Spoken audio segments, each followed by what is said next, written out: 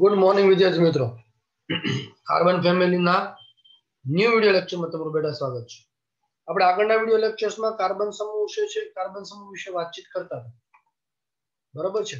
એ carbon સમૂહમાં આપણે કેટલી વસ્તુ ભણ્યા હતા તો કે સર આપણે કાર્બન સમૂહમાં આગળ કાર્બનની અનિયમિત વર્તણૂક, રાસાયણિક પ્રતિક્રિયાત્મકતાની આપણે વાત કરી હતી, બરાબર। આપણે છેલ્લે રાસાયણિક પ્રતિક્રિયાત્મકતા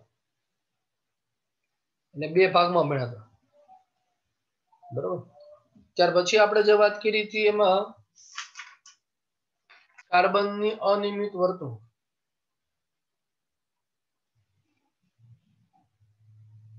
અનિયમિત વર્તણૂક એટલે સમૂહના અન્ય તત્વો કરતા સમૂહના અન્ય તત્વ કરતા અલગ કેવી રીતે પડે છે એની આપણે વાત કરીશું, બરાબર છે। આજના વિડિયો લેક્ચર્સમાં આપણે વાત કરવાની દીકરા કાર્બનના અપર રૂપો, બરાબર। અપર રૂપો કાર્બન કયા કયા સ્વરૂપે મળી આવે છે, ટાઇટલ આપણે આપશું કાર્બનના અપર રૂપો, જેને એલોટ્રોપ તરીકે ઓળખવામાં। તો કાર્બન મુખ્યત્વે જે છે એ સ્ફટિકમય અને અસ્ફટિકમય બે સ્વરૂપમાં મળી આવે, સ્ફટિકમય અને બીજું છે અસ્ફટિકમય। સ્ફટિકમય એટલે ક્રિસ્ટલાઇન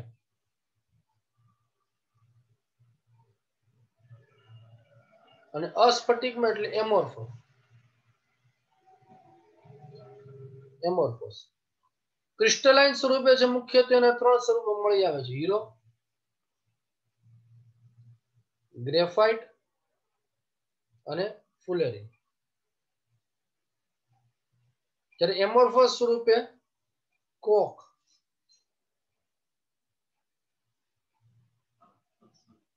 ચારકોલ,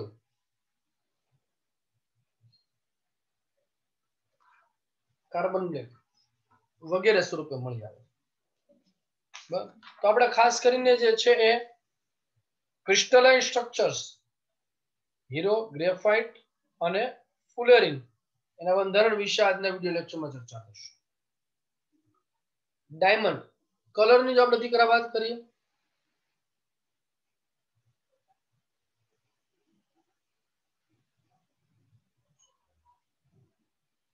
ડાયમંડ એટલે કે હીરો,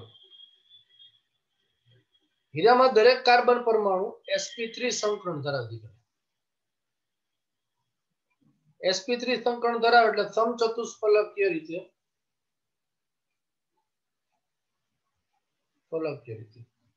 જાળીદાર રચના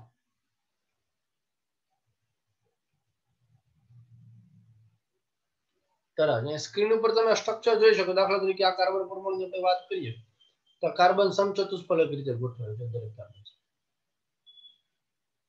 છે, દરેક કાર્બન સમચતુષ્ફલક રીતે ગોઠવાયેલો છે,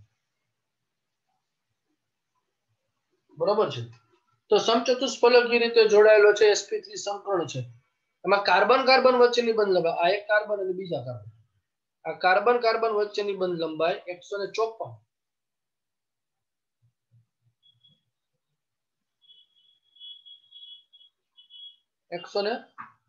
પાઇકોમીટર છે। ત્રિપરિમાણીય જાળીદાર ઘન રચના, જાળીદાર ઘન રચના ધરાવે છે અને ઊંચું ગલન બિંદુ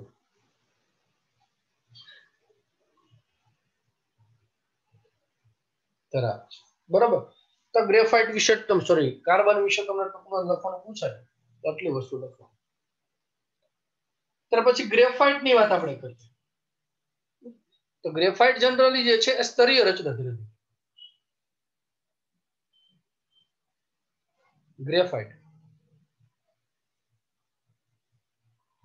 ગ્રેફાઇટ એ સ્તરીય રચના ધરાવે છે, એટલે આ તમે જોઈ શકો દીકરો, જો આ એક સ્તર, આ બીજું સ્તર, આ ત્રીજું સ્તર, એમ સ્તરીય રચના ધરાવે છે, જેમાં બંને કાર્બનના સ્તર, આ પહેલું સ્તર અને બીજું સ્તર, બંને સ્તર એ વાન ડર વાલ્સ આકર્ષણ બળથી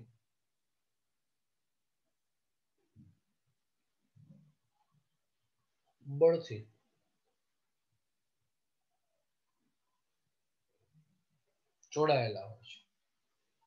બે સ્તર વચ્ચે અંતર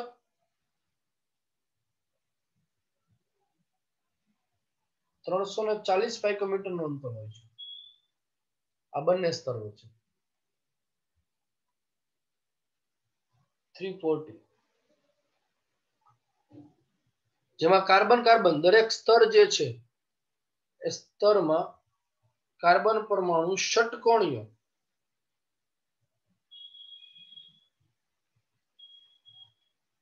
રચના તરફ જોઈ શકો છો. આ ષટકોણીય રચના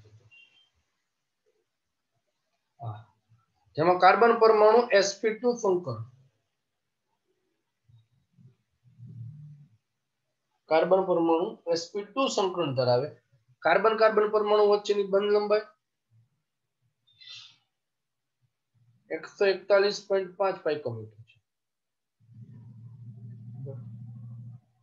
બંધારણમાં 3 કાર્બન પરમાણુ સિગ્મા બંધ ધરાવે છે. ચોથો ઇલેક્ટ્રોન કાર્બન પરમાણુ જે છે એ 3 સિગ્મા બંધ ધરાવે. એટલે આ એક કાર્બનની સપોઝ કે હું ચર્ચા કરું, 3 કાર્બન સાથે જોડાયેલું છે, એ સિગ્મા બંધથી જોડાયેલા, અને એક ઇલેક્ટ્રોન એ પાઈ બંધનો હોય છે. એટલે એક મુક્ત ઇલેક્ટ્રોન હોય છે જે આ પાઈ બંધ બનાવે માટે જવાબદાર છે. આ મુક્ત ઇલેક્ટ્રોન જે છે એ મુક્ત ઇલેક્ટ્રોન એ વિસ્થાનીકૃત હોય છે. મુક્ત ઇલેક્ટ્રોન સ્તરીય રચનામાં દરેક કાર્બન પરમાણુનું એક ઇલેક્ટ્રોન મુક્ત હોય છે, જે સરળતાથી વિસ્થાનીકૃત થાય છે, જેથી ગ્રેફાઇટ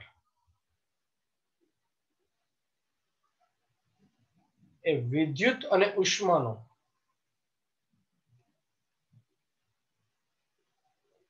વાહક છે. હીરો એ વિદ્યુત અને ઉષ્માનો અવાહક છે. આ યાદ રાખો. ઉષ્મા અને વિદ્યુતનો વાહક, કારણ કે મુક્ત ઇલેક્ટ્રોન નથી. જ્યારે ગ્રેફાઇટના બંધારણમાં અહીંયા પાઈ ઇલેક્ટ્રોન મુક્ત છે. આ મુક્ત ઇલેક્ટ્રોન એ વિદ્યુતની વાહકતા માટે જવાબદાર હોય છે. બરોબર છે. નરમ છે,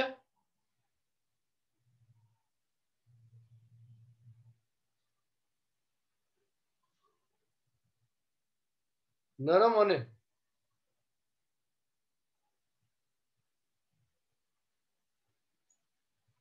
સરકી શકે તેવું છે. તેથી તેનો ઉપયોગ ઊંજણ તરીકે ઉદ્યોગોમાં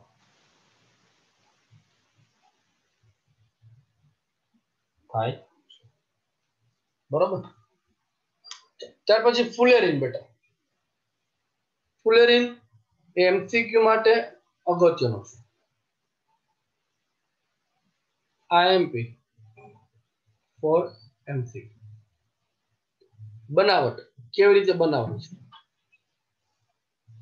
તો કે હિલિયમ નિયોન જેવા નિષ્ક્રિય વાતાવરણમાં ગ્રેફાઇટને હિલિયમ નિયોન જેવા નિષ્ક્રિય વાતાવરણમાં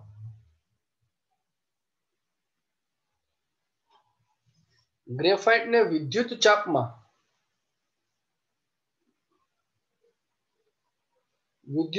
ગરમ કરવામાં આવે એટલે વિદ્યુત મળે. ગરમ કરવામાં આવે ત્યારે ફુલેરીન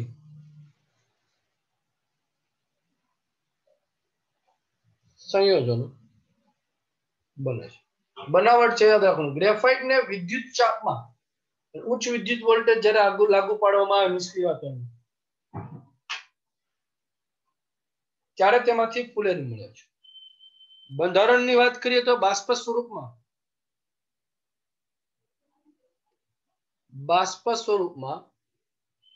નાના નાના CN અણુઓ એટલે કાર્બન પરમાણુ સંખ્યા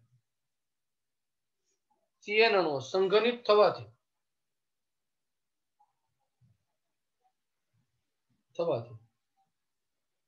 પ્રાપ્ત થતા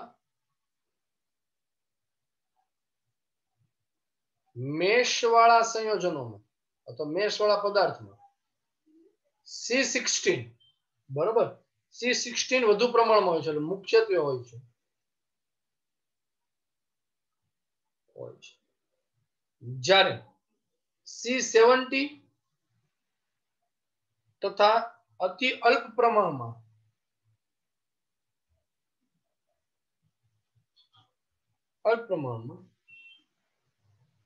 350 કે તેથી વધુ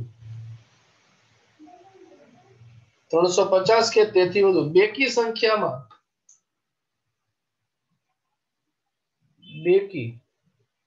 સંખ્યામાં કાર્બન ધરાવતા ફુલેરીન સંયોજનો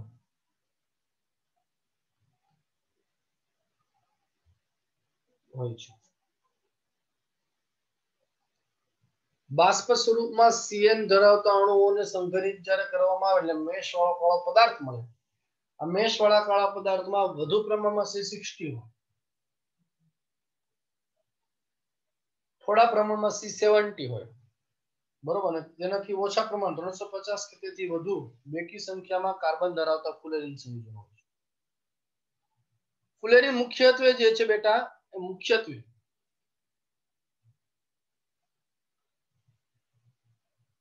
C16 પિંજર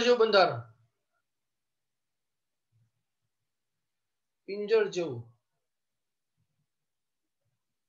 બંધારણ ધરાવે છે. એમાં C60 જે છે એ 60 અણુનો આકાર સોકર બોલ જેવો ફૂટબોલનો જે બોલ હોય બેટા જેવો હોય છે. આ સ્ક્રીન ઉપર તમે જોઈ શકો છો જેને બકમિનિસ્ટર ફુલેરીન જેને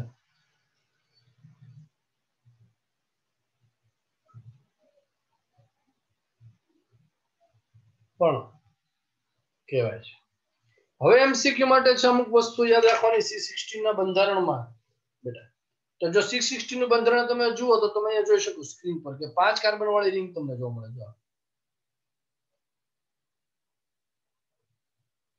આ 5 કાર્બનની રિંગ છે 1 2 3 4 અને આ 6 કાર્બનની રિંગ છે જો 1 2 3 4 5 અને 6 તો બંધારણમાં 6 કાર્બન અને 5 કાર્બન વાળી રિંગ પણ જોવા મળે. 5 સભ્ય વાળી રિંગની સંખ્યા કેટલી? તો 5 સભ્ય વાળી રિંગની સંખ્યા 12 યાદ રાખવાની અને 6 સભ્ય વાળી રિંગની સંખ્યા કેટલી? તો કે 6 સભ્ય વાળી રિંગની સંખ્યા 20 યાદ રહેશે. 5 સભ્ય વાળી રિંગની સંખ્યા 12, 6 સભ્ય વાળી રિંગની સંખ્યા 20. 6 સભ્ય વાળી રિંગ જે છે આ બેટા આ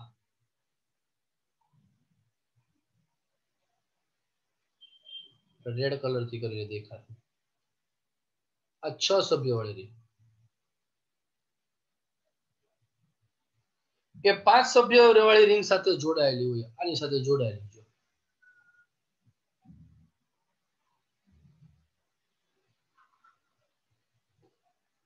એટલે 6 સભ્ય વાળી રિંગ 5 સાથે જોડે જ્યારે 5 સભ્ય વાળી રિંગ જે છે બેટા એ બધા જ 6 કાર્બન વાળી રિંગ સાથે જોડાયેલી છે. આ 6 કાર્બન 6 કાર્બન 6 કાર્બન 6 કાર્બન જેમાં દ્વિબંધ અને ત્રિબંધ જેમાં દ્વિબંધ અને એકલબંધ એકાંતરે છે. એકાંતર એટલે શું? Double bond, single bond, double bond, single bond સ્વરૂપે તમને જોવા મળે. એટલે એરોમેટિક લાક્ષણિકતા,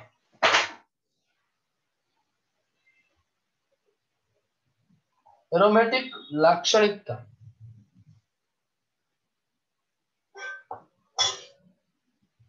ધરાવે છે. બરોબર છે. તો આ વાત કરી મેં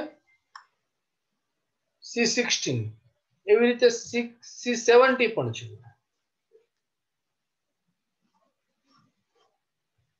C70 નો આકાર રગ્બી બોલ જેવો આ પ્રમાણે લંબગોળ હોય છે, જેમાં પણ 5 સભ્ય વાળી રીંગ,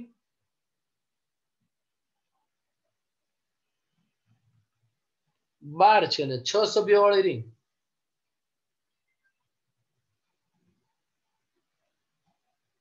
20 જોવા મળે છે. રગ્બી અને સોકર બોલ. સોકર એટલે ફૂટબોલ. ફૂટબોલ જેવો આકાર કોઈ હોય C16 નો. રગ્બી બોલનો આકાર કેવો હોય છે? C70. ત્રણેય અપરૂપોની જો બેટા વાત કરી તો ત્રણેય અપરૂપોમાં ઉષ્માગતિની દ્રષ્ટિએ, ઉષ્માગતિ શાસ્ત્ર ની દ્રષ્ટિએ ગ્રેફાઇટ એ સૌથી વધુ સ્થાયી છે. માટેની સર્જન એન્થાલ્પી, તો સર્જન ઉષ્મા, થર્મોડાયનેમિક મોડ્સ તમારે થર્મોડાયનેમિક્સ ચેપ્ટર આપણે જ્યારે ભણશું તેમાં આવશે, એ 0 લેવામાં આવે છે. જ્યારે હીરા માટે સર્જન એન્થાલ્પી 1.90 છે કિલોજૂલ પ્રતિ મોલ. જ્યારે ફુલેરિન માટે સર્જન ઉષ્મા એ 38.1 કિલોજૂલ પ્રતિ મોલ. બરોબર છે.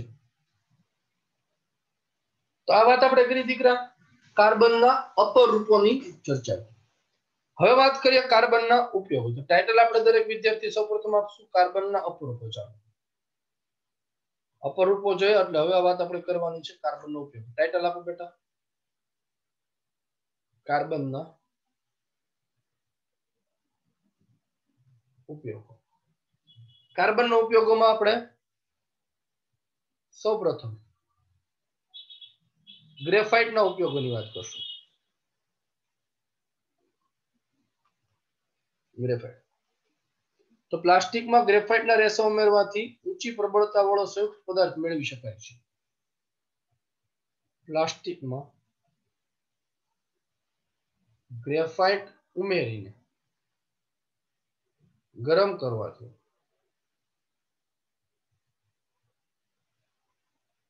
ઊંચી પ્રબળતા વાળા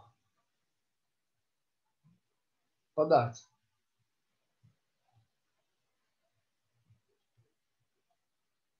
મેળવી શકે છે. જેનો ઉપયોગ ક્યાં થાય છે? તો કે એનો ઉપયોગ ટેનિસ રેકેટમાં, રેકેટની જે જાળી હોય એમાં, માછલી પકડવાની જાળી,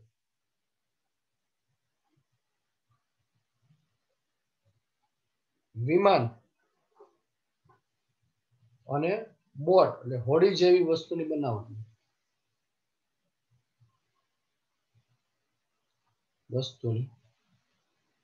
માટે. ગ્રેફાઇટમાંથી બનેલી ક્રુસિબલ મંદ એસિડ અને આલ્કલી પ્રત્યે નિષ્ક્રિય છે. ગ્રેફાઇટમાંથી જે ક્રુસિબલ બનાવો, ગ્રેફાઇટમાંથી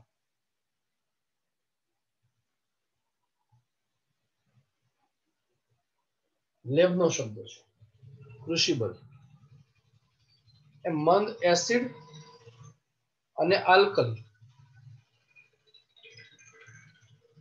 પ્રત્યે નિષ્ક્રિય હોય છે.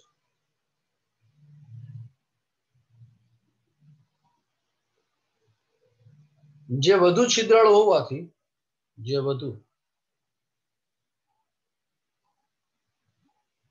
છિદ્રાળુ હોવાથી સક્રિયકૃત કોલસો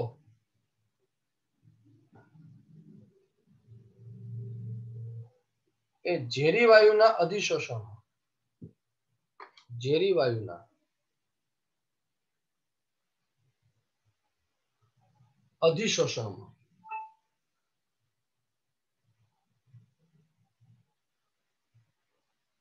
અધિશોષણ એટલે શોષી લેવું, અધિશોષણમાં વપરાય છે. ક્રુસિબલ એટલે કે વ્હાઇટ કી, જેમ આપણા ઘરે વ્હાઇટ કી હોય ને રસાયણિક વિજ્ઞાનમાં લેબોરેટરીની જે વ્હાઇટ કી હોય ક્રુસિબલ કે બરાબર. તે ગ્રેફાઇટ માંથી જે બનાવેલી વ્હાઇટ કી હોય ને છિદ્રાળુ હોય એટલે અધિશોષણની પ્રક્રિયા માટે ઉપયોગી. ઉપરાંત કાર્બન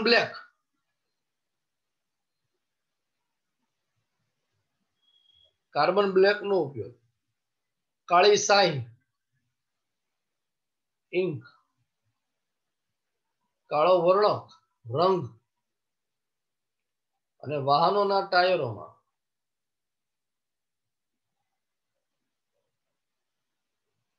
ફિલર તરીકે વપરાય છે. ઉપરાંત કોક જે છે બરોબર અસ્ફટિકમય અપરૂપીનો કોક એ બળતણ તરીકે વપરાય છે. હીરો એ આપણને સૌને ખ્યાલ છે આભૂષણોમાં વપરાય છે, જેનું માપન કેરેટમાં થાય છે. એનું માપન શેમાં થાય છે? કેરેટમાં. 1 કેરેટ બરાબર કેટલા મિલીગ્રામ થાય? 1 કેરેટ બરાબર 200 મિલીગ્રામ. યાદ રાખજો. બરાબર છે. તો આ વાત આપણે દીકરા કરી કાર્બનના અપર રૂપોની ચર્ચા. બરાબર છે. અને કાર્બનના અપર રૂપો અને કાર્બનના ઉપયોગોની વાત આપણે આજનો લેક્ચર છે દીકરાને અહીંયા સુધી રાખું છું. કાલના લેક્ચર્સમાં આપણે કાર્બનના જુદા જુદા સંયોજનો વિશે ભણીને કાર્બન ચેપ્ટરને આપણે પૂર્ણ જાહેર કરશું. બરોબર છે. Till then by. વાંચતા રહેજો ઘરે.